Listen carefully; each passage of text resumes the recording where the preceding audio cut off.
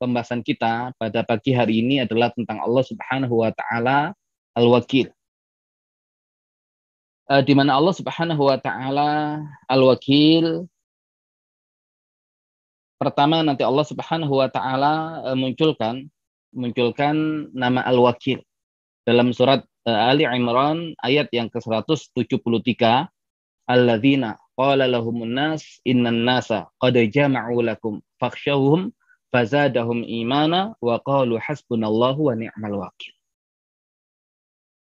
Yaitu orang-orang yang ketika berkata kepada mereka, seseorang, sesungguhnya manusia telah berkumpul untuk menyerang kalian, maka hendaklah kalian takut kepada mereka. Namun justru orang-orang tersebut bertambah keimanannya dan mereka mengatakan hasbunallahu wa ni'mal wakil. Cukuplah Allah Subhanahu wa taala menjadi sebaik-baik wakil, ya, sebaik-baik pelindung. Nah, ini adalah kemunculan pertama nama Al-Wakil di dalam Al-Qur'an, yaitu surat Ali Imran ayat yang ke-173. Nama Al-Wakil sendiri yang Allah Subhanahu wa taala gunakan untuk menunjukkan tentang nama-nama Allah Subhanahu wa taala yang indah terulang sebanyak 14 kali di dalam Al-Qur'an. Dan kalau kemudian kita bahas secara bahasa tentang nama Allah Subhanahu wa taala Al-Wakil, maka Al-Wakil dia mengikuti pola al-fa'il, di mana wazan fa'il ini dia termasuk sifat musyabbahah, dia termasuk sighah mubalaghah, sesuatu yang bersifat tetap dan menunjukkan sesuatu yang lebih. Dan Al-Wakil ini dia bimakna ism maf'ul. Ya, artinya adalah isim maf'ul. Artinya al-muwakkal atau al-mawkul, yang dimintai perwakilan. Jadi al-wakil adalah zat yang dimintai perwakilan. Seorang yang mewakilkan urusannya namanya muwakil. Dan yang dimintai untuk menjadi wakil namanya al-muwakkal. Ya, atau kemudian juga bisa disebut al-mawkul. Dan al-muwakkal atau al-mawkul ini sekedar dimintai untuk menjadi wakil, tapi sesuatu yang tidak bersifat tetap dan tidak ada unsur mubalaghah, unsur lebih. Berbeda dengan pola fa'il yang dalam hal ini adalah nama Allah Subhanahu wa taala Al-Wakil, maka seakan sifat perwakilan itu adalah sifat yang melekat pada diri Allah Subhanahu wa taala, dan sisi perwakilan Allah Subhanahu wa taala adalah sesuatu yang berbeda dengan perwakilan manusia pada umumnya. Di sini ada beberapa pendapat ulama berkaitan dengan nama Allah Subhanahu wa taala Al-Wakil. Nah, yang pertama dari sisi bahasa, Al-Wakil huwa min asma'illahil husna. Al-Wakil itu termasuk salah satu di antara nama-nama Allah yang indah. Ala wazn fa'il bi sighatil mubalaghah. Dia mengikuti pola wazan fa'il yang termasuk bagian dari sifat sighah mubalaghah. Wa ma'nahu, dan maknanya al-kafil bi arzaqil ibad. Jadi al-wakil itu adalah al-kafil bi arzaqil ibad, yang menanggung urusan rezeki bagi hamba-hambanya. Wal qa'im alaihim bi masalihihim, dan yang melaksanakan setiap urusan yang menjadi kemaslahatan hamba-hambanya. Alladzi yatawalla umur ibadil muttaqin, yang mengatur urusan orang-orang ataupun hamba-hambanya yang bertakwa, alladzina yalja'una ilaihi wa ya'tamiduna alaihi, yaitu orang-orang yang berlindung kepadanya dan menggantungkan urusannya kepadanya.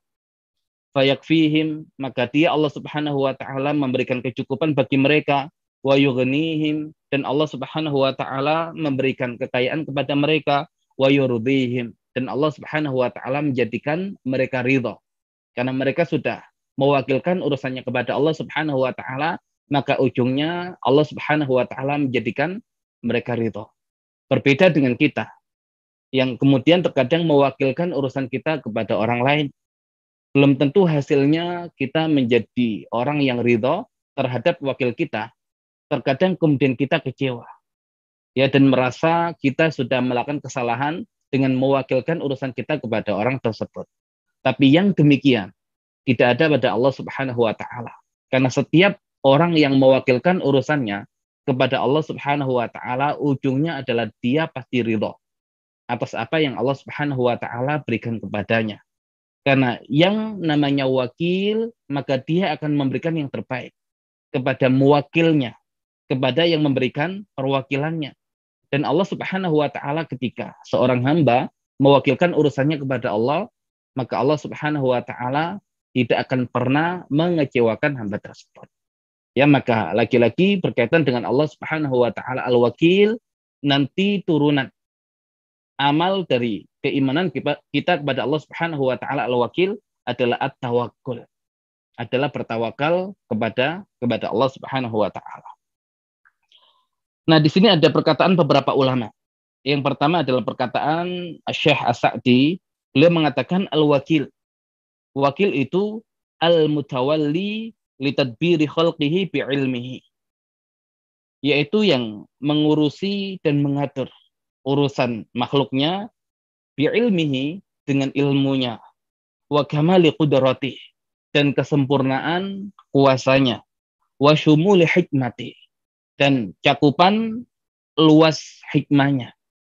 Nah, ini Allah Subhanahu wa taala, kalau kita mewakilkan urusan kita kepada Allah, maka Allah mengatur urusan kita itu pertama dengan ilmunya Allah, yang kedua dengan kesempurnaan kudrahnya Allah, dan yang ketiga tentang luasnya hikmah Allah Subhanahu wa taala. Walladzi tawalla auliya'ahu, yang mengurusi urusan kekasih-kekasihnya, fa yassarahum lil yusra, maka memudahkan mereka dalam urusan yang baik, wa jannabahum al usra, dan menjauhkan mereka terhadap urusan-urusan yang sulit, wa kafahum al umur, dan menjadikan mereka cukup berkaitan dengan urusannya. Famanittakhadahu wakilan kafahu, maka barang siapa yang menjadikan Allah Subhanahu wa taala sebagai wakilnya, maka Allah akan mencukupkannya. Ya, maka Allah Subhanahu wa taala akan mencukupkannya. Dan definisi al-wakil yang disebutkan oleh Syekh As-Sa'di adalah perwakilan secara khusus. Perwakilan secara khusus. Karena Allah Subhanahu wa taala nanti sebagai wakil secara umum bagi seluruh makhluknya, dan Allah Subhanahu wa taala menjadi wakil secara khusus bagi hamba-hamba Allah yang Allah cintai. Dan definisi Syekh As-Sa'di ini berkaitan dengan perwakilan hamba-hamba Allah yang khusus, yang Allah cintai, yang mereka mewakilkan urusannya kepada Allah, maka Allah Subhanahu wa taala jadikan mereka cukup, ya, berkaitan dengan urusannya. Kemudian perkataan Al-Imam Al-Hulaimi, beliau mengatakan wakil itu wal muwakkal wal mufawwad ilaih. Dia yang dimintai perwakilan dan dia yang urusan dikembalikan kepadanya, ilman, sebagaimana yang diketahui bi annal khalqa wal amra lahu, bahwasanya setiap penciptaan dan setiap urusan itu milik Allah. La yamliku ahadun min duni syai'an, dan tidak ada seorang pun selain Allah yang memiliki hal yang demikian. Nah, ini adalah perwakilan secara umum, bahwasanya Allah Subhanahu wa taala adalah pemilik penciptaan dan pemilik segala urusan. Tidak ada yang memiliki keduanya selain Allah Subhanahu wa taala. Maka setiap makhluk Allah Subhanahu wa taala, Allah Subhanahu wa taala yang mengatur urusan mereka. Tapi ini lagi-lagi perwakilan secara umum. Namun pendapat yang menarik adalah pendapat Al-Imam Al-Jurjani. Beliau mengatakan al-wakil huwallazi yatasarrafu li ghairihi li ajzi muwakkilihi. Wakil itu adalah yang melaksanakan urusan orang lain karena kelemahan orang yang mewakilkan urusannya kepadanya. Ya, jadi kenapa kita mewakilkan urusan kita kepada orang lain? Karena kita tidak sanggup melaksanakan urusan kita itu, maka kita meminta pertolongan orang lain untuk mewakili kita melaksanakan urusan kita. Nah, sehingga dari yang demikian, kepada siapa sih kita mewakilkan urusan kita? Nah, pertama kepada seorang yang kita yakini orang itu punya kemampuan dalam hal yang kita mewakilkan urusan kita kepada dia, di mana kita mungkin tidak punya kemampuan.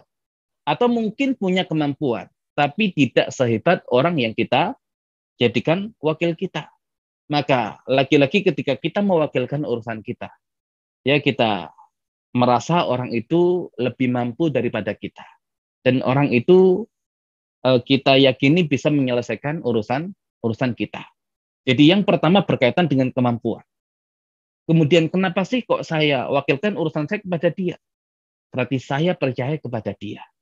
Seandainya saya tidak percaya kepada dia, tidak akan saya serahkan urusan saya ya kepada dia.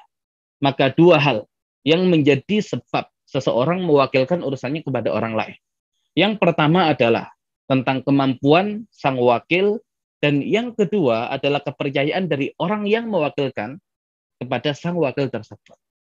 Namun ketika seseorang mewakilkan urusan kepada orang yang dia rasa sanggup menyelesaikan urusan dia, tapi yang namanya manusia, walaupun kemudian kita anggap dia hebat, ya kita anggap dia punya kemampuan, tapi terkadang justru kemudian hasilnya tidak sesuai dengan harapan, ya karena kemampuan manusia terbatas. Maka kalau kita mewakilkan urusan kita kepada manusia, maka di awal kita sudah harus siap-siap orang tersebut belum tentu sanggup menjalankan tugas yang kita wakilkan kepada dia.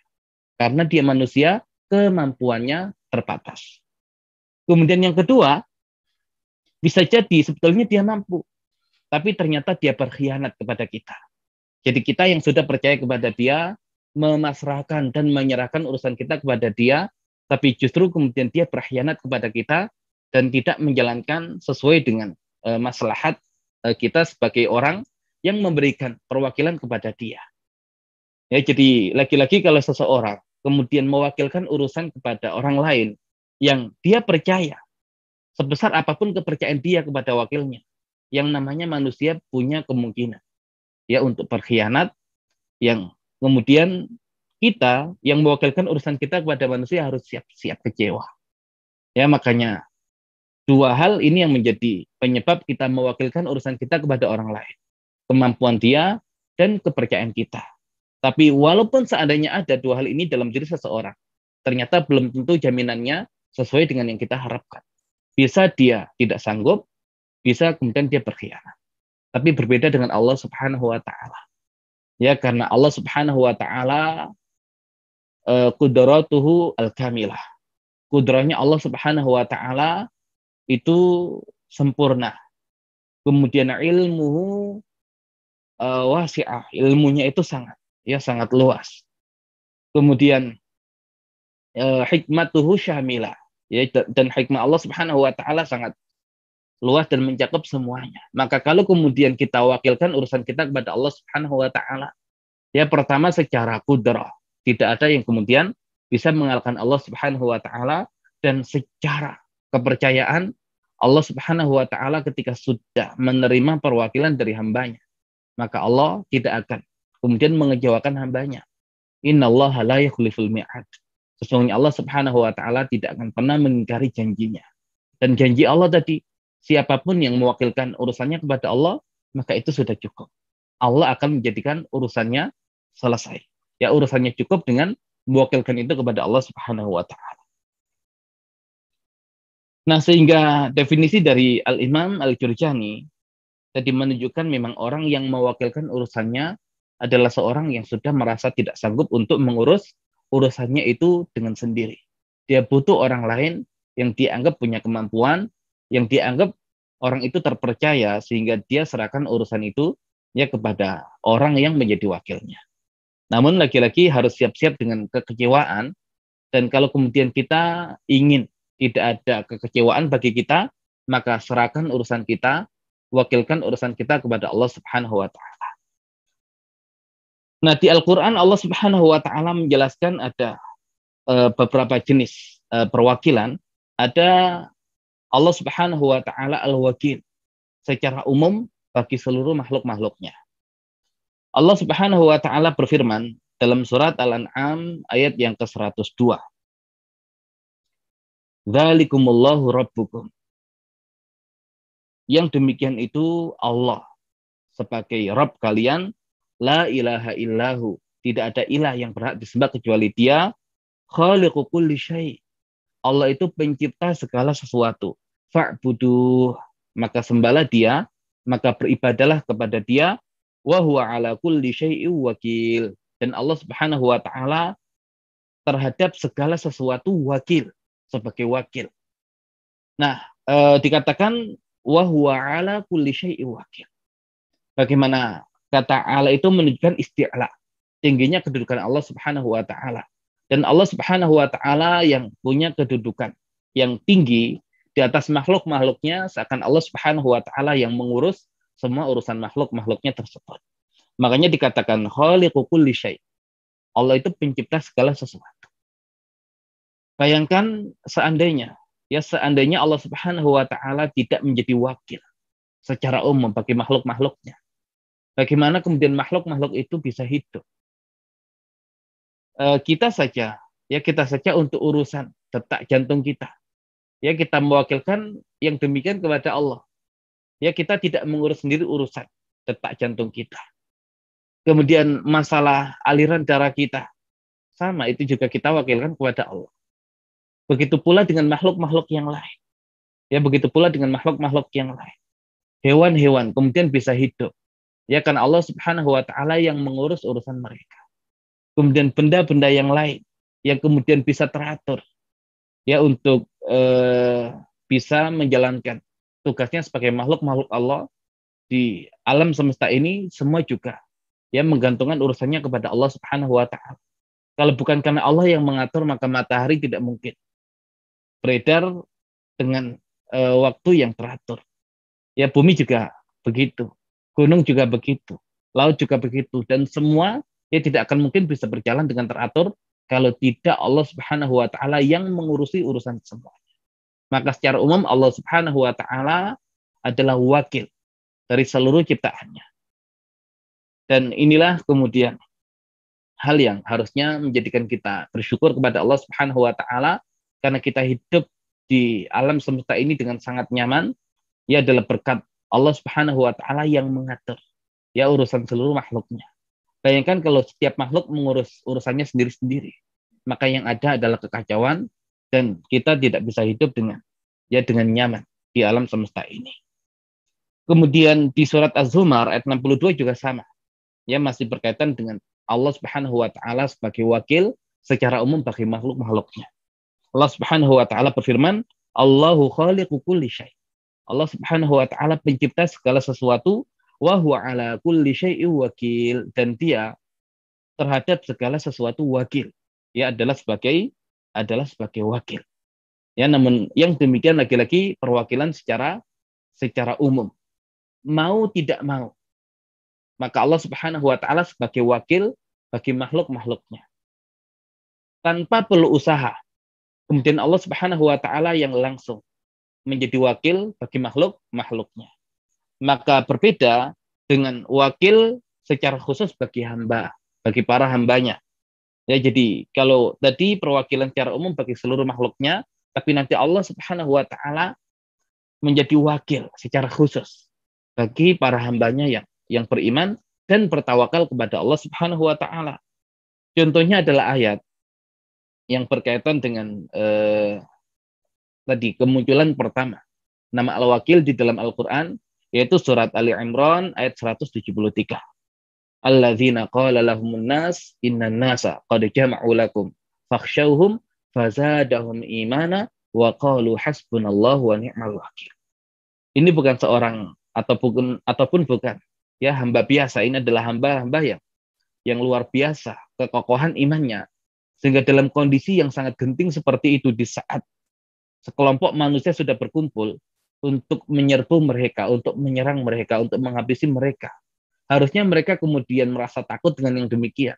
Tapi justru kondisi yang sulit seperti itu menjadikan iman mereka bertambah semakin kuat, dan kemudian ketika sudah tidak ada yang bisa dijadikan sebagai sandaran, maka sandarannya hanya kepada Allah Subhanahu wa taala, maka dikatakan tadi hasbunallahu wa ni'mal wakil. Cukuplah Allah Subhanahu wa taala sebagai sebaik-baik wakil.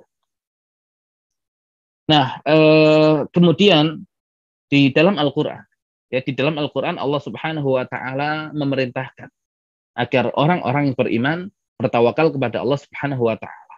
Nah, berarti dari sini kita tahu tawakal itu adalah sesuatu yang baik. Ya, sehingga hamba-hamba yang beriman Allah Subhanahu wa Ta'ala perintahkan untuk bertawakal kepada Allah Subhanahu wa Ta'ala, dan Allah Subhanahu wa Ta'ala menjanjikan sesuatu yang luar biasa bagi hamba-hambanya yang mau bertawakal kepada Allah Subhanahu wa Ta'ala. Di surat Al-Ahzab ayat 3 Allah Subhanahu wa Ta'ala berfirman, wa tawakkal 'ala Allah wa kafa billahi wakila. Dan bertawakallah kamu kepada Allah, wa kafa billahi wakila, dan cukuplah Allah Subhanahu wa Ta'ala sebagai wakil.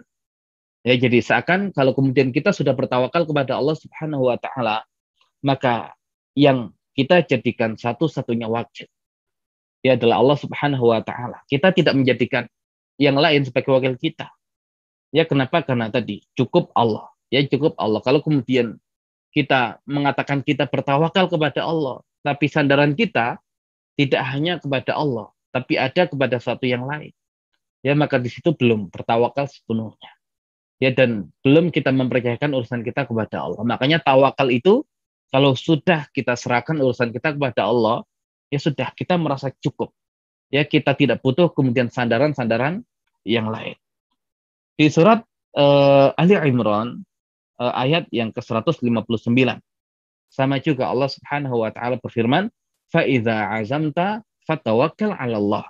Dan jika kamu sudah berazam, sudah bertekad kuat, wahai Muhammad, fatawakkal 'ala Allah. Maka bertawakallah kepada Allah, innallaha yuhibbul mutawakkilin. Sesungguhnya Allah Subhanahu wa Ta'ala mencintai orang-orang yang bertawakal. Mencintai orang-orang yang bertawakal. Nah, kemudian di pembahasan selanjutnya, tawakal ciri orang beriman. Ya, karena akan sulit sekali kita menyerahkan urusan kita kepada Allah kalau kemudian iman kita tidak cukup. Karena kebanyakan manusia itu merasa lebih yakin terhadap kemampuan dirinya. Lebih yakin terhadap kemampuan dirinya, ini yang jadi masalah. Makanya laki-laki manusia ketika dia merasa sanggup menyelesaikan semua urusannya sendiri tanpa perlu menyandarkan urusannya kepada Allah Subhanahu wa Ta'ala, nah dia pasti akan melampaui batas. Makanya di surat Al-Alaq, kalla innal insana layatgha. Sekali-kali tidak. Sesungguhnya manusia pasti akan melampaui batas. Ar-ra'ahu staghna. Ketika dia melihat dirinya sudah istaghna, sudah merasa tidak butuh kepada yang lain. Dia menyandarkan sesuatu pada dirinya sendiri. Ya, bagaimana kemudian Qarun ketika Allah Subhanahu wa Ta'ala berikan dia rezeki yang sangat banyak, tapi kemudian Allah Subhanahu wa Ta'ala binasakan hartanya, sebabnya karena dia menyandarkan urusannya kepada dirinya sendiri. Innama utituhu ala ilmin indi. Sesungguhnya aku diberikan semua itu berkat ilmu yang aku miliki. Dia menyandarkan sesuatu yang tidak pada tempatnya. Maka balasannya ketika manusia itu sudah tidak bertawakal kepada Allah dan menyandarkan sesuatu kepada selain Allah, maka di situ Allah Subhanahu wa Ta'ala akan berikan hukuman.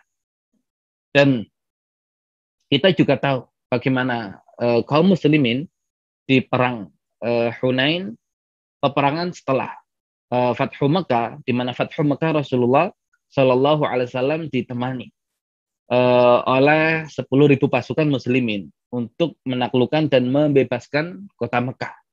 Dan berkat nikmat Allah Subhanahu wa Ta'ala, berkat izin Allah Subhanahu wa Ta'ala, maka kaum muslimin mendapatkan kemenangan dan semua berhala yang ada di sekitar Ka'bah dihancurkan oleh kaum muslimin. Dan orang-orang Mekah mayoritas mereka kemudian masuk ke dalam agama Islam, namun dengan keimanan yang masih sangat dangkal. Yang ketika Rasulullah Shallallahu Alaihi Wasallam mendengar kabar kalau orang-orang Bani Thaqif, kalau orang-orang Hawazin hendak menyerang kaum muslimin, maka Rasulullah Shallallahu Alaihi Wasallam menyiapkan pasukan muslimin sebelum mereka menyerang kita yang menyerang mereka. Dan masalah terjadi ketika orang-orang Quraisy yang jumlah mereka sekitar 2.000 orang dengan kondisi yang baru masuk Islam. Ketika ditinggal, ada potensi mereka murtad kembali dan menyerang muslimin dari arah belakang. Ketika mereka diajak, iman mereka tidak kuat. Dan iman yang tidak kuat ini cenderung melemahkan kondisi muslimin. Namun Rasulullah SAW mengambil resiko yang lebih kecil, yaitu mengajak mereka berperang. Walaupun keimanan mereka belum terlalu kuat. Ya, makanya ketika mereka melihat sebuah pohon yang dahulu digunakan untuk menggantungkan senjata-senjata oleh bangsa Arab sebelum mereka berperang untuk mendapatkan keberkahan, maka mereka juga meminta kepada Rasulullah, ij'al lana zat anwat kama lahum zatu anwat. Wahai Rasulullah, tolong buatkan kita zatu anwat, tempat untuk menggantungkan pedang. Seperti mereka juga punya zatu anwat, pohon khusus yang digunakan untuk menggantungkan pedang. Ya, maka Rasul mengatakan, kalian meminta seperti yang diminta oleh Bani Israel kepada Musa. Ya Musa, ij'al lana ilahan kama lahum alihah. Wahai Musa, buatkan Tuhan bagi kita seperti kaum-kaum itu punya Tuhan-Tuhan. Ya, dan Nabi Musa kemudian mengatakan, innakum qaumun tajhalun. Sesungguhnya kalian itu adalah kaum-kaum yang jahil. Dan tidak berhenti di situ. Kemudian orang-orang yang baru masuk Islam mengatakan, lan naghlibal yaumin qillah. Hari ini kita tidak mungkin dikalahkan oleh jumlah yang sedikit. Jadi mereka merasa muslimin dengan jumlah pasukan yang sangat besar, yaitu 12.000 pasukan, tidak akan mungkin kalah berhadapan dengan pasukan Bani Thaqif dan Bani Hawazin. Ya, tapi ternyata kita tahu di awal perang Hunain, muslimin Allah Subhanahu wa taala berikan kekalahan, walaupun akhirnya mereka menyadari kesalahan mereka dan Allah Subhanahu wa taala berikan pertolongan dan muslimin mendapatkan kemenangan. Tapi ketika menyandarkan kekuatan mereka pada diri mereka sendiri, yaitu jumlah yang banyak, maka Allah Subhanahu wa taala tidak memberikan pertolongan kepada mereka dan itu menjadi sebab kekalahan. Makanya lagi-lagi ketika orang yang beriman dia tidak menyandarkan urusannya kepada Allah, maka bermasalah dia dengan imannya, dan kalau sudah demikian Allah Subhanahu wa taala tidak akan berikan pertolongan. Makanya Allah Subhanahu wa taala menjadikan tawakal ini menjadi ciri bagi orang-orang yang beriman. Di surat Al-Anfal ayat yang kedua, Allah Subhanahu wa taala berfirman, innamal mu'minun, sesungguhnya hanya orang-orang yang beriman itu, ya, jadi kata innama artinya bukan sesungguhnya, tapi hanya. Jadi sesungguhnya kemudian ada hanya. Makanya sebagian mengartikan hanya saja. Orang-orang beriman itu alladzina idza dzukirallahu wajilat qulubuhum. Orang-orang yang ketika disebut nama Allah Subhanahu wa taala maka wajilat qulubuhum, ya hatinya bergetar, ya hatinya merasa takut. Wa idza tuliyat alaihim ayatu zadatuhum iman. Ketika dibacakan ayat-ayat Allah Subhanahu wa taala maka bertambah keimanannya, wa ala rabbihim yatawakkal. Dan hanya kepada Rabb mereka bertawakal. Dan Allah Subhanahu wa taala membatasi keimanan dengan kata innama dengan 3 ciri. Pertama, orang-orang itu ketika disebut nama Allah kemudian muncul rasa takut yang luar biasa, kemudian ya bergetar hatinya. Kemudian ketika mendengar ayat-ayat Allah dibacakan kemudian bertambah keimanannya dan hanya kepada Allah Subhanahu wa taala mereka bertawakal. Jadi seakan kalau tawakalnya tidak kepada Allah, berarti ada masalah dengan keimanannya. Terlebih keimanan kepada Allah Subhanahu wa taala Al-Wakil. Maka kalau kemudian kita beriman kepada Allah Subhanahu wa taala Al-Wakil, sebagaimana yang dijelaskan oleh para ulama tadi, siapapun yang menyerahkan urusannya kepada Allah, pasti Allah jadikan urusannya itu selesai. Dan orang itu pasti akan ridho terhadap apa yang Allah Subhanahu wa taala hadirkan. Nah, ini ya karakter orang yang beriman, yaitu orang yang bertawakal hanya kepada Allah Subhanahu wa taala. Kemudian selanjutnya, kepada siapa kita bertawakal? Ya, kepada siapa kalau begitu kita bertawakal? Karena Allah perintahkan kita bertawakal. Terus kepada siapa harusnya kita bertawakal? Nah, di surat Al-Furqan ayat 58. Allah Subhanahu wa taala berfirman, "Wa tawakkal 'alal hayyil ladzi la yamut wa sabbih bihamdih wa kafa bihi bidzunubi 'ibadi khabira." Wa tawakkal 'alal hayy, dan bertawakallah 'alal hayy, kepada zat yang maha hidup. Nah, karena kalau kemudian kita bertawakal kepada makhluk, makhluk itu pun bisa mati. Dan kalau makhluk itu kemudian bisa mati, menunjukkan tentang kelemahan makhluk itu. Ya, sehingga tidak layak untuk menjadikan dia sebagai sandaran bagi kita. Makanya kalau kemudian kita ingin mencari wakil, ya ambillah wakil yang dia itu maha hidup. Maka dikatakan wa tawakkal 'alal hayy alladzi la yamut, yang tidak akan pernah mati. Wasabbih bihamdih, dan bertasbihlah dengan memujinya.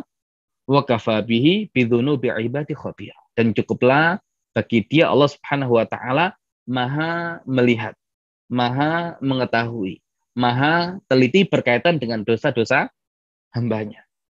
Ya, tapi intinya di sini Allah Subhanahu wa taala perintahkan kita kalau kita bertawakal, maka carilah tempat untuk bertawakal adalah kepada zat yang maha hidup dan tidak mati. Karena yang demikian menunjukkan kudrahnya. Yang demikian menunjukkan kekuatannya. Dan yang punya kekuatan dan kuasa yang demikian hanya Allah Subhanahu wa taala. Kemudian di surat Asy-Syu'ara ayat 217, Allah Subhanahu wa taala juga memberikan pelajaran kepada kita. Wa tawakkal 'alal azizir rahim. Dan bertawakallah kepada Al-Aziz, kepada zat yang maha perkasa, Ar-Rahim, dan yang maha penyayang. Wa tawakkal 'alal aziz, dan bertawakallah kepada zat yang maha perkasa, yang maha mengalahkan. Kalau kemudian kita yakin Allah itu Al-Aziz, Allah yang mengalahkan dan tidak mungkin ada yang bisa mengalahkan Allah. Nah, kalau kita sandarkan urusan kita kepada Al-Aziz, selesai. Ya selesai. Ya pasti akan mendapatkan kemenangan. Dan sudah begitu Allah Subhanahu wa taala Ar-Rahim. Kalau kita bertawakal kepada Allah dan Allah itu maha penyayang, pasti akan Allah Subhanahu wa taala hadirkan yang terbaik bagi hamba-hambanya yang mewakilkan urusannya kepada Allah Subhanahu wa taala. Baik, kemudian kalau sepenting itu makna tawakal. Terus tawakal sendiri itu kayak gimana sih? Ya, tawakal itu sendiri kayak gimana sih? Ya, kata tawakkala, ya tawakkalu masdarnya adalah tawakkul, yang kita terjemahkan menjadi tawakal. Tapi Arabnya itu at-tawakkulu, tawakul. Ini perkataan Syekh Muhammad Ratib An-Nabulsi. Ya, beliau mengatakan at-tawakkul huwa an ta'khudhal asbab wa ka'annaha kullu syai'. Tsumma ta'tamidu 'ala Allah wa ka'annaha laysat bisyai'. Tawakal itu hendaklah kamu mengambil sebab-sebab seakan-akan sebab-sebab itu adalah segala-galanya. Tsumma ta'tamidu 'ala Allah. Kemudian kamu hanya bersandar kepada Allah, wa ka'anna laysat bisyai'. Dan kalau sudah bersandar kepada Allah, maka semua sebab itu seakan-akan bukan apa-apa. Karena tadi Allah Subhanahu wa taala tidak mau. Kalau kita sudah bertawakal kepada Allah, tawakal kita masih kepada yang lain. Makanya bahkan sebab-sebab yang sudah kita usahakan, kalau kita sudah menyerahkan urusan kita kepada Allah, lupakan semua sebab itu. Ya, makanya dikatakan summa ta'tamidu 'ala Allah wa ka'annaha laysat bisyai'. Makanya nanti ada dua kata yang hampir mirip. Ada at-tawakkul. Ada at-tawakkul. Ya, satunya wazannya tafa'ala ya tafa'alu tafa'ul. Satunya tafa'ala ya tafa'alu tafa'ul. Dan wazan tafa'ala ya tafa'alu tafa'ul mengandung unsur kepura-puraan. Ya, kata tajahala ya tajahalu tajahul. Pura-pura enggak tahu. Ya, pura-pura enggak tahu. Ya, maka tawakul itu adalah seseorang yang pura-pura tawakal. Kok bisa dikatakan pura-pura tawakal? Namanya tawakul, wazan tafa'ul, berarti ada unsur sangat, ada unsur usaha.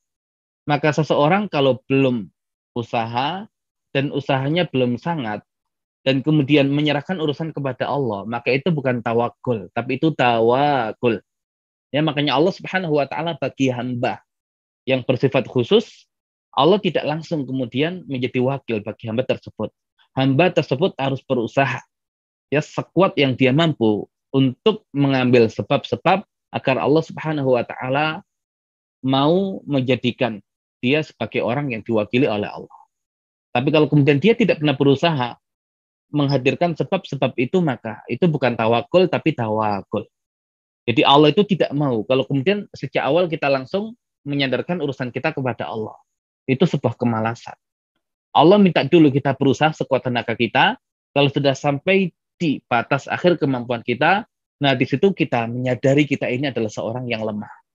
Tidak mungkin bisa mengerjakan itu dengan sendirinya, maka di sini kemudian hadir perasaan butuh kepada Allah Subhanahu wa taala yang maha kuat, yang maha kuasa, yang akhirnya dengan itu kita menyerahkan urusan kita kepada Allah Subhanahu wa taala, maka di situ Allah Subhanahu wa taala akan menjadi wakil bagi kita. Karena kita sudah berusaha maksimal. Kita sudah bertawakul, ya, tapi tidak bertawakul. Nah, ini yang kemudian harus kita pahami. Dan kalau kemudian kita sudah bertawakal kepada Allah Subhanahu wa taala, yang lagi-lagi tema tawakal ini di surat At-Thalaq Allah sering kaitkan dengan tema ketakwaan. Ya, tema ketakwaan. Ya, wa may yattaqillaha yaj'al lahu makhraja wa yarzuqhu min haitsu la yahtasib. Kemudian Allah melanjutkan wa may yatawakkal 'alallahi fa huwa hasbuh. Ya, siapa yang bertawakal kepada Allah Subhanahu wa taala, maka Allah Subhanahu wa taala yang akan mencukupi semua urusannya. Ya, jadi ini keajaiban, ya, keajaiban tawakal. Ya, asal kemudian kita sudah tawakal kepada Allah Subhanahu wa taala, sudah serahkan urusan itu kepada Allah. Ya, serahkan urusan itu kepada Allah. Bayangkan di perang Badar yang Allah Subhanahu wa taala menyebut perang Badar ini dengan Yaumul Furqan. Ya, hari pembeda. Bahkan Rasulullah Shallallahu alaihi wasallam ya sampai dalam doanya itu, seandainya engkau tidak menangkan kelompok ini ya Allah, kelompok muslimin ini, maka engkau tidak akan pernah disembah selama-lamanya. Sampai demikian. Kenapa? Ya karena setiap musuh Islam sudah menunggu momen tersebut. Seandainya pasukan muslimin kalah di perang Badar, walaupun masih ada muslimin di Madinah, tapi seluruh orang kafir di Jazirah Arab siap untuk menghancurkan Madinah. Mereka menunggu momen kelemahan muslimin, termasuk orang-orang kafir yang nantinya menjadi munafik itu juga sama, menunggu kekalahan muslimin. Orang-orang Yahudi juga sama. Makanya kalau sampai muslimin kalah di perang Badar, selesai urusan. Ya, dan Allah seakan kemudian kata Rasul tidak akan disembah di muka bumi. Selesai, habis. Makanya Yaum Al-Badr ya menjadi Yaum Al-Furqan, ya hari pembeda. Yang bayangkan ketika muslimin dengan jumlah 313 atau 314, ada yang mengatakan 319, melawan 1.000 pasukan dengan persenjataan yang lengkap, sedangkan muslimin tidak siap. Nah, justru kemudian dengan ketidaksiapan muslimin, maka di situ muslimin menyadari kelemahannya. Dan kalau sudah menyadari kelemahannya, maka sandarannya adalah kepada Allah Subhanahu wa taala. Dan kalau sudah menyadarkan urusan kepada Allah Subhanahu wa taala, di situ Allah Subhanahu wa taala hadirkan keajaiban. Allah kirimkan malaikat-malaikat yang membantu muslimin. Ya, dan perang yang kemudian malaikat ikut berperang adalah perang Badar. Ya, sampai kemudian seorang muslim melihat ketika ada orang kafir yang lari, yang melarikan diri. Dia belum menyabetkan pedangnya, kepalanya sudah terlepas. Kenapa? Ya karena yang menebas kepala dia adalah malaikat. Ya, jadi Allah Subhanahu wa taala hadirkan hal-hal yang luar biasa ya dengan tawakal kepada Allah Subhanahu wa taala tersebut. Nah, makanya sebuah kisah yang kemudian kalau kita menggunakan logika manusia, ya sulit hal itu akan terjadi, sulit. Tapi kalau kemudian sudah bertawakal kepada Allah, ya, dan Allah itu maha kuasa. Dan Allah itu ingin kebaikan bagi orang yang bertawakal kepada Allah. Dan Allah tidak akan mengecewakan orang yang bertawakal kepada Allah, maka di situ Allah Subhanahu wa taala hadirkan keajaiban-keajaiban. Dalam Sahih Bukhari, Imam Bukhari meriwayatkan sebuah hadis yang diriwayatkan oleh sahabat mulia Abdullah bin Abbas radhiyallahu anhuma. Beliau mengatakan hasbunallahu wa ni'mal wakil. Doa hasbunallah wa ni'mal wakil. Cukuplah bagi kita Allah sebaik-baik wakil. Qala Ibrahim alaihissalam hina ulqiya finnar. Doa yang pernah dibaca oleh Ibrahim alaihissalam ketika dia dilemparkan ke dalam api. Bayangkan ketika Nabi Ibrahim mendakwai keluarganya, ya terlebih azhar. Kemudian azhar tidak beriman. Mendakwahi masyarakatnya, sama masyarakat tidak beriman. Mendakwahi raja yang berkuasa, sama raja tidak beriman. Kemudian akhirnya Nabi Ibrahim menghancurkan berhala-berhala yang mereka sembah, berharap mereka sadar kalau berhala-berhala itu tidak sanggup memberikan manfaat, sehingga mereka kemudian hanya menyembah Allah Subhanahu wa taala. Namun justru kemudian mereka marah besar kepada Nabi Ibrahim dan menghukum Nabi Ibrahim dengan hukuman yang tidak terbayangkan. Ya, mereka kemudian menyalakan api, ya di mana api yang mereka nyalakan adalah api yang sangat besar. Ya, api yang sangat besar sampai-sampai dikatakan ketika burung itu terbang di atasnya, maka burung itu akan terjatuh saking panasnya udara yang ada di atas api tersebut karena saking besarnya api itu. Dan bahkan untuk memasukkan Nabi Ibrahim ke dalam api tersebut, ya dibutuhkan alat pelontar. Ya, alat pelontar karena orang tidak bisa mendekati api tersebut karena saking panasnya. Namun justru di momen yang demikian, ketika tidak mungkin ada manusia yang bisa menolong, maka Nabi Ibrahim memasrahkan urusannya kepada Allah Subhanahu wa taala. Dan beliau sebagaimana dikatakan oleh sahabat mulia Abdullah bin Abbas radhiyallahu anhuma hanya mengatakan hasbunallah wa ni'mal wakil. Hasilnya apa? Sesuatu yang tidak disangka-sangka. Api yang panasnya seperti itu menjadi dingin. Allah Subhanahu wa taala berfirman, "Qul ya narukuni, ya narukuni bardan wa salaman ala Ibrahim." Wahai api, jadilah kamu dingin dan menjadi keselamatan bagi Ibrahim. Ya, jadi keajaiban yang Allah hadirkan disebabkan doa hasbunallah wa ni'mal wakil. Kemudian beliau melanjutkan waqalaha Muhammad sallallahu alaihi wasallam. Dan dikatakan pula oleh Muhammad sallallahu alaihi wasallam hina qalu ketika orang-orang kafir mengatakan innan nasa qad jama'u lakum fakhshawhum fazadahum imana wa qalu hasbunallahu wa ni'mal wakil. Sesungguhnya manusia telah berkumpul untuk menyerang kalian. Fakhshawhum, takutlah kepada mereka. Jadi dalam kondisi yang luar biasa genting, ya mencekam, menakutkan, namun justru orang yang beriman, kalau sudah tidak ada pilihan, maka pilihannya hanya satu, bertawakal kepada Allah. Maka justru kemudian keimanan mereka kepada Allah Al-Wakil tumbuh. Makanya mereka mengatakan, ya fazadahum imana, bertambah iman mereka. Kemudian mengatakan hasbunallah wa ni'mal wakil. Cukuplah Allah Subhanahu wa taala bagi kita sebaik-baik wakil, dan kita tahu setelah itu bagaimana musuh kemudian tidak berani menyerang muslimin. Allah jadikan mereka gentar, ya takut, tidak berani untuk menghadapi muslimin. Ya, sehingga kemudian muslimin Allah Subhanahu wa taala selamatkan dari bahaya pasukan yang besar itu yang siap untuk menghancurkan muslimin. Dan yang demikian adalah barokah dan keajaiban dari doa hasbunallahu wa ni'mal wakil. Nah, kemudian berikutnya ada tawakal dalam pendidikan anak. Nah, ini sesuatu yang ya kita rasa perlu, makanya ini sengaja saya munculkan di sini agar kita beriman kepada Allah Subhanahu wa taala Al-Wakil, namun untuk sesuatu yang sangat urgent, yaitu dalam pendidikan anak. Makanya ada konsep dalam bertawakal kepada Allah Subhanahu wa taala dalam masalah pendidikan anak. Ya, dan ada konsep dalam Islam berkaitan dengan pendidikan, kita tidak menyadarkan pendidikan anak itu hanya dengan pengalaman kita, hanya dengan ilmu yang kita miliki. Kalau kita hanya menyandarkan kepada yang demikian, kita lupa kepada Allah, maka hasilnya tidak akan pernah baik. Ya, dan di sini saya ambil kisahnya istri Imran yang mendidik Maryam, yang kemudian nanti mewakilkan pendidikan Maryam itu kepada Allah Subhanahu wa taala. Ingat, ada at-tawakul, ada at-tawakul. At-tawakul itu pura-pura tawakal, tidak mau mengambil sebab. Ya, dia malas, kemudian mengatakan, ya Allah saya titip untuk pendidikan anak saya. Nah, yang demikian bukan at-tawakul, tapi at-tawakul. Dan Allah tidak akan membantu orang-orang yang demikian. Ya, maka at-tawakul itu kita harus berusaha sekuat tenaga kita, ya, untuk mendidik anak-anak kita. Selepas itu, ya kita pasrahkan kepada Allah Subhanahu wa taala. Bagaimana Nabi Yakub alaihissalam mendidik putra beliau Nabi Yusuf yang masih kecil ketika itu dengan pendidikan yang maksimal. Ketika sudah terpisah dengan Nabi Yusuf, maka beliau menyerahkan urusan kepada Allah Subhanahu wa taala. Dan bayangkan keajaiban-keajaiban yang Allah hadirkan dalam perjalanan hidup Nabi Yusuf.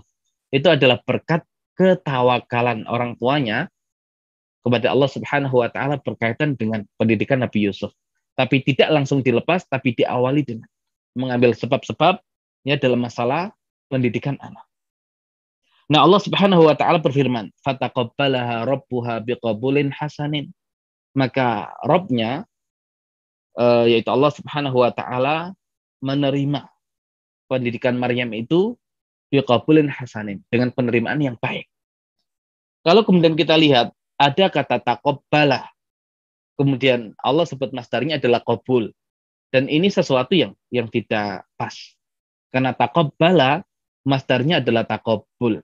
Sedangkan qabul fiilnya adalah qabila yaqbalu.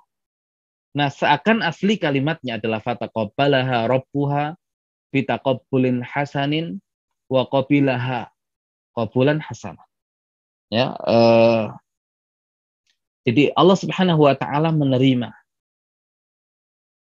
perwakilan dalam masalah pendidikan Maryam bitaqabbulin hasanin, dengan penerimaan yang baik. Penerimaan yang dimulai dengan proses. Ya, karena wazan tafa'ala itu ada unsur proses, ada unsur sangat, ya ada unsur kesungguhan. Seakan Allah Subhanahu wa taala sudah melihat betapa bersungguh-sungguhnya istri Imran dalam mendidik Maryam dengan sangat maksimal. Ketika ternyata sudah harus saatnya berpisah dengan Maryam. Ya, karena Maryam harus mengabdi di Baitul Maqdis untuk menjadi pelayan bagi Allah Subhanahu wa taala, maka di Baitul Maqdis tempatnya para laki-laki. Sang ibu sudah tidak bisa mengawal lagi. Tapi sebelum proses pelepasan itu sudah maksimal dijalankan pendidikan berkaitan dengan pendidikan Maryam, maka Allah Subhanahu wa taala tadi karena taqabbala, ya ada unsur proses dan unsur sangat. Seakan tidak begitu saja Allah terima. Ya karena sudah maksimal dari sang ibu, maka di situ Allah Subhanahu wa taala terima, dan setelah Allah terima itu tadi Allah terima dengan penerimaan yang baik. Makanya ada kalanya kemudian ketika kita sudah tidak memungkinkan untuk mengawal anak kita, ya dan tidak mungkin anak kita terkontrol 24 jam. Ya maka ada waktu-waktu yang kemudian kita tidak sanggup untuk mengawal anak kita, maka di situ kemudian kita letakkan sisi tawakal kita agar Allah Subhanahu wa taala yang menjaga anak kita. Agar Allah Subhanahu wa taala yang kemudian menjadi wakil kita dalam mendidik anak kita. Ketika kita bisa mengontrol, ya kita maksimalkan. Tapi kalau kemudian sudah ya tidak bisa mengontrol secara langsung, biarkan Allah Subhanahu wa taala yang mengurus dengan yang demikian.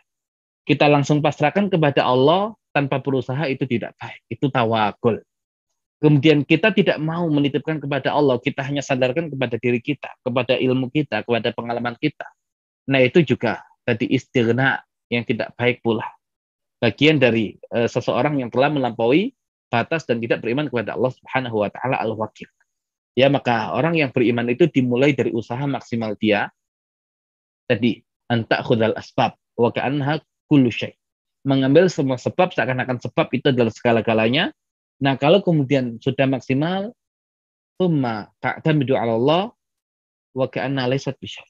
Kemudian bertawakal kepada Allah, kemudian bergantung kepada Allah, seakan-akan sebab yang tadi dimaksimalkan itu bukan apa-apa. Nah, kalau sudah yang demikian yang dihadirkan, ya maka keajaiban-keajaiban, kemudahan-kemudahan, kebaikan-kebaikan yang Allah Subhanahu wa taala hadirkan. Nah, ini satu sebagai kisah penutup. Ya, agar kita tahu keajaiban tawakal itu luar biasa.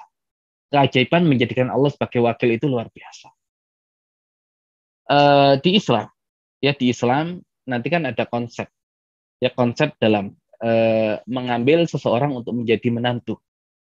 Ya, makanya dalam hadis dikatakan idza ja'akum man tardawna dinahu wa khuluquhu fa'ankihu illam taf'alu takun fitnatal fil ardi wa fasadan kabir. Jika datang kepadamu seseorang yang ingin melamar ya putrimu yang engkau ridho kepada dia, kepada akhlak dia, maka nikahkan dia.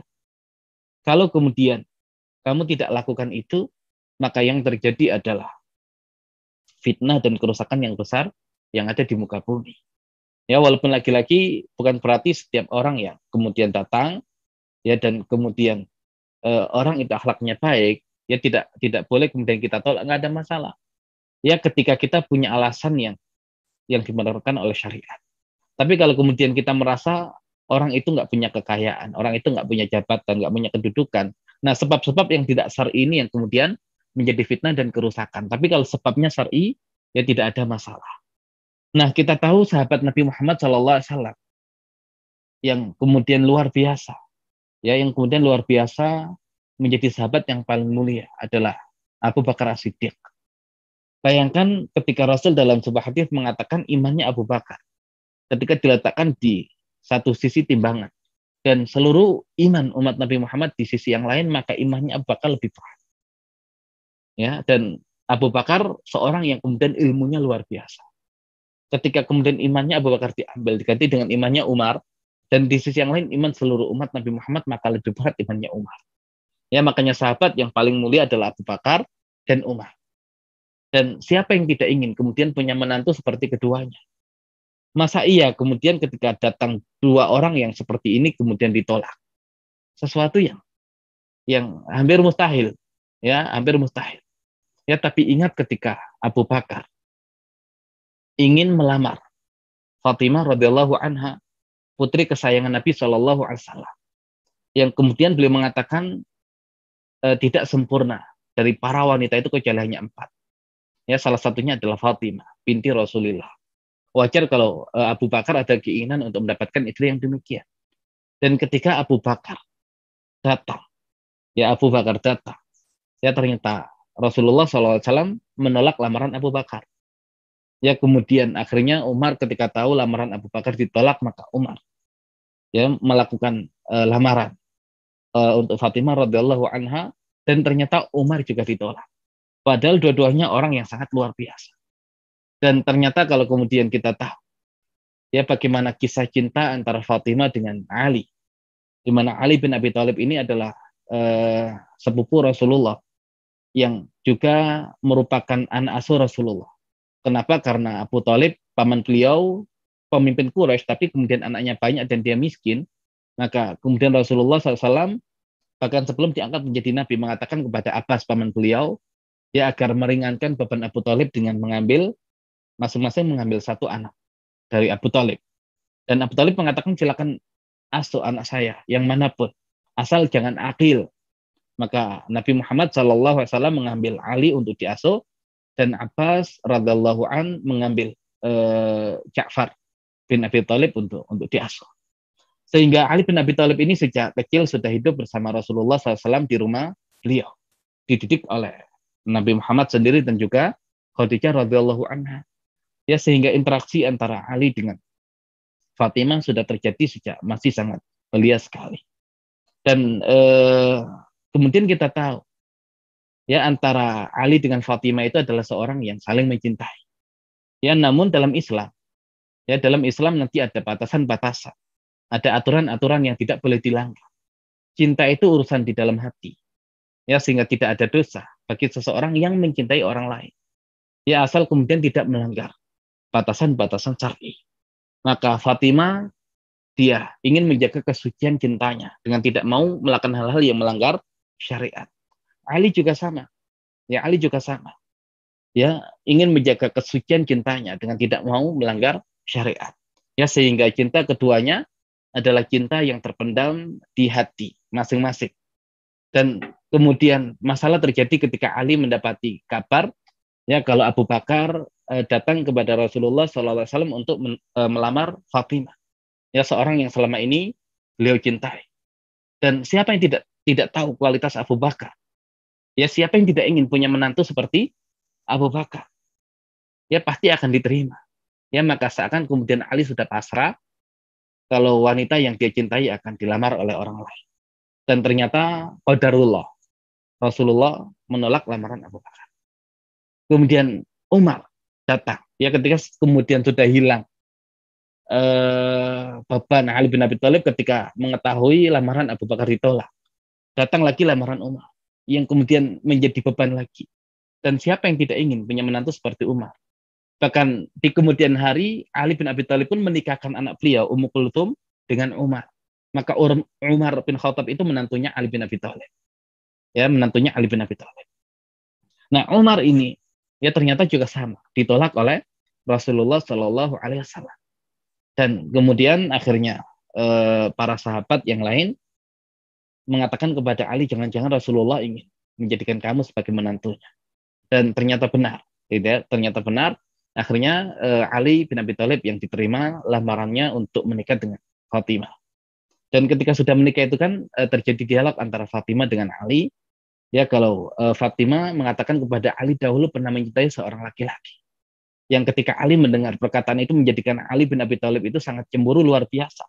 Karena wanita yang dia cintai dahulu sudah pernah mencintai laki-laki yang lain. Dan kemudian ketika sudah muncul itu, maka Fatimah mengatakan yang dia cintai itu adalah Ali bin Abi Thalib. Terus apa kaitannya dengan pembahasan kita Allah Subhanahu wa taala Al-Wakil. Ya bisa jadi Fatimah itu sudah mewakilkan urusan cintanya kepada Allah Subhanahu wa taala agar Allah Subhanahu wa taala menghadirkan yang terbaik ya untuk Fatimah. Dan di pihak yang lain Ali bin Abi Thalib juga sama, mewakilkan urusan cintanya kepada Allah Subhanahu wa taala agar Allah Subhanahu wa taala menghadirkan yang terbaik untuk Ali bin Abi Thalib. Bayangkan keajaiban yang terjadi ketika yang datang sekelas Abu Bakar, yang datang sekelas Umar itu pun kemudian tidak bisa menembus hal-hal yang Allah Subhanahu wa taala sudah menjadi wakil dari kedua. Ya jadi bagaimana Ali bisa mengalahkan Abu Bakar dan Umar karena Ali bin Abi Thalib lebih dulu mewakilkan cintanya kepada Allah Subhanahu wa taala. Ya maka lagi-lagi kalau kemudian kita sudah maksimal di kemampuan kita dan kita wakilkan urusan kita kepada Allah Subhanahu wa taala, maka di situ Allah Subhanahu wa taala sebagai al-wakil akan menghadirkan keajaiban-keajaiban. Yang pasti hasilnya adalah Allah Subhanahu wa taala menjadikan siapapun yang mewakilkan urusannya kepada Allah pasti ridho. Ya, pasti bahagia, pasti senang. Ya, karena itu adalah janji Allah Subhanahu wa taala sebagai al-wakil. Ya, sebagai al-wakil. Dan itu merupakan balasannya yang sebanding ya dengan keimanan seseorang yang sudah mengimani Allah Subhanahu wa taala al-wakil sehingga dia sanggup menyerahkan urusannya hanya kepada Allah Subhanahu wa taala. Maka lagi-lagi ya kita bertawakal kepada Allah Subhanahu wa taala dengan mengerjakan sesuatu sesuai dengan maksimal kemampuan kita dan setelahnya kemudian mewakilkan urusan kita kepada Allah Subhanahu wa taala. Dan kalau sudah begitu, yakinlah insya Allah Allah Subhanahu wa taala akan hadirkan keajaiban-keajaiban yang dengannya insya Allah menjadi kebaikan kita, yang dengannya kita pasti ridho akan keputusan dan takdir Allah Subhanahu wa taala.